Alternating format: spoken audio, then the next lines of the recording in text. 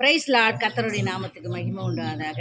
இந்த 11வது மாசத்துல உங்களுக்காக வைக்கப்பட்ட வார்த்தை என்ன என்று பார்ப்போமானால், சங்கீதம் 142 1ஆம் அதிகாரம். கர்த்தரை நோக்கி நான் சத்தமிட்டு கூப்பிட்டேன், கர்த்தரை நோக்கி நான் சத்தமிட்டு கெஞ்சினேன் என்று சொல்லி தாவீது சொல்லுகிறார். அருமையானவர்களே, இந்த நாளில் கூட இந்த முதலாவது வாரத்தில் ஆண்டவரை நோக்கி நம்ம சத்தமிட்டு அவரை கூப்பிடும் போது அவர் இறங்கி வந்து நமக்கு உதவி செய்கிறவராக இருக்கிறார்.